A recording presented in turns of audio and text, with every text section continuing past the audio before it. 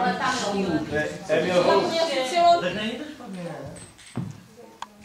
Jeník a Mařenka, veršovaná pohádka. V holickém Polesí, v tom ráji v řesu, pracoval drvoštěp ze státních lesů. Vyzbrojen sekerou, rumem a pilou, smrkům a modřínou rád pustil žilou. Protože na blízku nebyla školka, chodil s ním kluk Ludvík a Mařenka holka. Ale děti, to je přece úplně jiná pohádka, to jsme o generaci jinde. My budeme hrát pohádku o hloupém Luďkovi. Jo.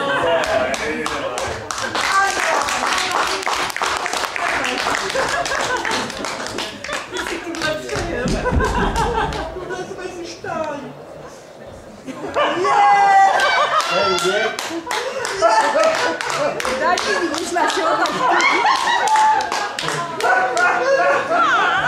Já nemůžu. Konec. Pohádka o hloupém Luďkovi. V zatáčce, kde stála chaloupka maličká, žil hloupý Luděk a s ním jeho matička. Dobračka celé dny makala v lomu, zatímco Honza ten nevyšel z domu. Jak těží se jen na peci flinkal, buď koukal do blba, anebo spinkal.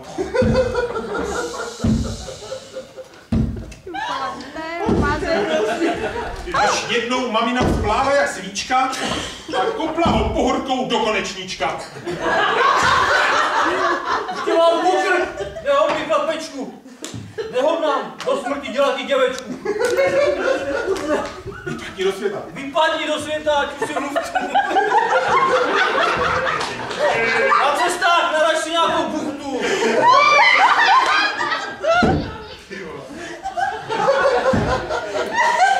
Vydal se Luďka jen s uzlíkem na cestu, najít si ve světě solidní nevěstu. Tak došel do Honic, kde byl Smutek, a kdo měl dceru, ten dávno z ní hudek. Bydlel tam totiž drak, nahoře železný, a ten měl k svačině nejradí princezny. Jakmile tamní král viděl Honzíka, hned z trůnu vyskočil s mrštostí kamzíka. V životě nezřel jsem takého vazáka. Luďku, ty chceš slušně na draka. Přináš vám poslední dceru. Když ji zachráníš, dám ti věru.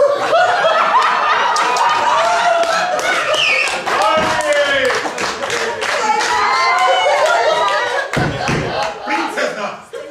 Stejně to dobře, tati. Na draka musíš mít rozum a taktiku. Nedávno padla tam rytířů. To může udělat. Víra nebyla.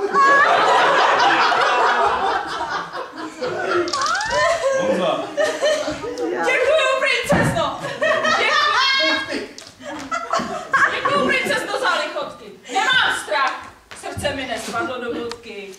Teď půjdu za drakem, do sloje na vršku a dám mu lopatou pořádnou přezržku!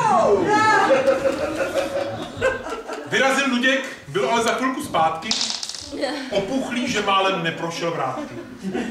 Pod okem modřínou tak ani nemrkl a hned byl hrašování chyt krále u krku.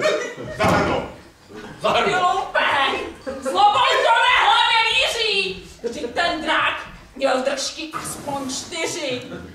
Jen jsem ho lopatou po jedné vládnul, on těmi dalšími hravěmi zmáknul. Navíc se přiznal ten hnusný obluda, že chodil od vejce 20 let do juda. Pak ještě naposled kop do mé brďavky a řekl, ať princezna nemyslí na vdavky. Tu primám do sloje přivést ti kalupem, předtím jim posolit A hoď. a polít kečupem. A tak Luděk zaklopil kečupu zátku, utek i s princeznou do vodohrádku.